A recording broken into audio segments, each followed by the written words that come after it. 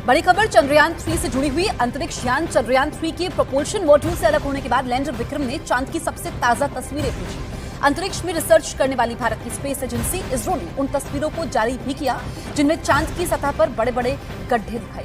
एक रोज पहले ही लैंडर विक्रम को अंतरिक्ष यान के प्रोपल्शन मॉड्यूल से अलग किया गया।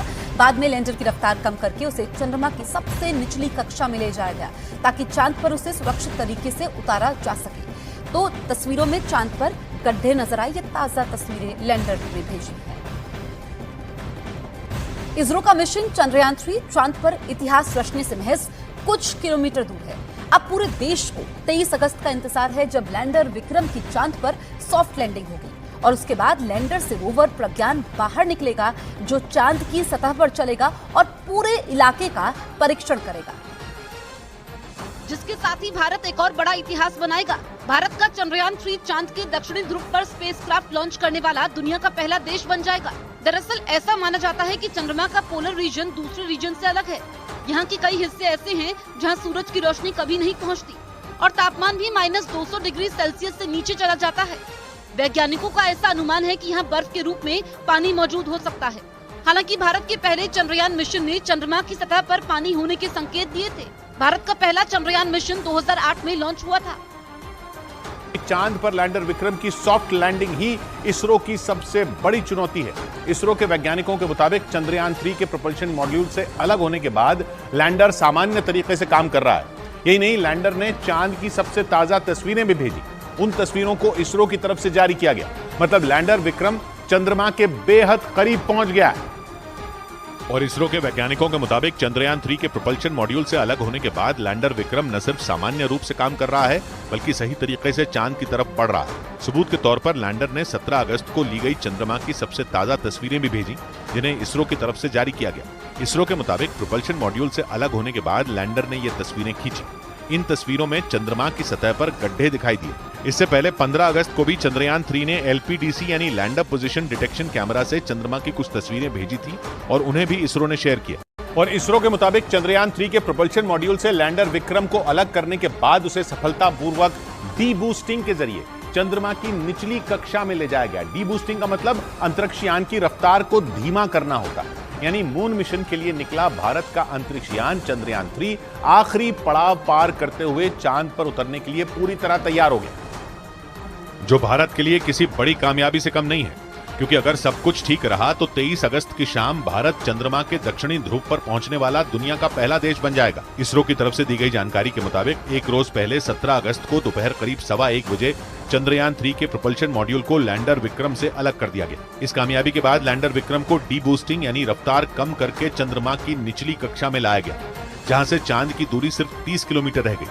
30 किलोमीटर की ऊंचाई से ही लैंडर विक्रम धीरे धीरे चांद पर उतरने के लिए कदम बढ़ाएगा। इसरो ने चंद्रयान 3 को सफल बनाने के लिए मिशन चंद्रयान 2 की गलतियों से सबक लिया है। इसरो ने यह सुनिश्चित किया है कि पिछली कोई भी गलती इस मिशन के साथ ना हो, जिसकी वजह से वैज्ञानिकों ने इस मिशन में कई तरह के बदलाव किए हैं। चंद्रयान 3 की लैंडिंग साइट चंद्रयान 2 जैसी ही है, लेकिन इस बार वैज्ञानिकों ने चांद पर इसका लैंडिंग एरिया बढ़ा दिया है। यानी चंद्रयान 3 चंद्रमा के दक्षिणी ध्रुव के पास 70 डिग्री अक्षांक पर लैंड करेगा। चंद्रयान 3 का लैंडिंग एरिया बढ़ाया गया है। चंद्रयान 2 में लैंडिंग साइट 500 मीटर गुणा 500 मीटर थी, लेकिन इस बार लैंडिंग साइट 4 किलोमीटर गुणा 2.5 किलोमीटर है। साथ ही इस बार लैंडर में 5 की जगह 4 इंजन लगाए गए हैं। फाइनल लैंडिंग 2 इंजन की मदद से होगी ताकि 2 इंजन आपात स्थिति में काम कर सके। चंद्रयान 2 मिशन में आखिरी समय में 5वां इंजन जोड़ा गया था। इंजन इसलिए हटाया गया है ताकि ज्यादा फ्यूल साथ ले जाया जा सके।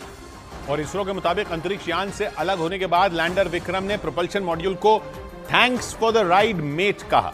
मतलब लैंडर विक्रम ने चंद्रमा के नजदीक पहुंचाने के लिए प्रोपल्शन मॉड्यूल का धन्यवाद किया। एक रोज पहले चंद्रयान 3 के प्रोपल्शन मॉड्यूल को लैंडर से अलग किया गया ताकि लैंडर विक्रम को चंद्रमा की निचली कक्षा में पहुंचाया जा सके। लेकिन चंद्रयान 3 के प्रोपल्शन मॉड्यूल से अलग किए जाने के बाद लैंडर विक्रम ने प्रोपल्शन मॉड्यूल को thanks for the ride mate कहा। मतलब लैंडर विक्रम ने चंद्रमा के नजदीक पहुंचाने के लिए प्रोपल्शन मॉड्यूल का शुक्रिया अदा किया। लैंडर से अलग होने के बाद प्रोपल्शन मॉड्यूल अब चंद्रमा की कक्षा में रहकर महीनों तक धरती से आने वाले रेडिएशन का अध्ययन करेगा, जबकि लैंडर विक्रम चांद के चारों तरफ चक्कर लगाकर उसी सतह पर उतरेगा। लैंडर में कई ऐसी मशीनें लगी हैं जो चांद पर उतरने से पहले सतह की गर्मी और भूकंप के साथ साथ कई दूसरी चीजों की जांच करेंगी।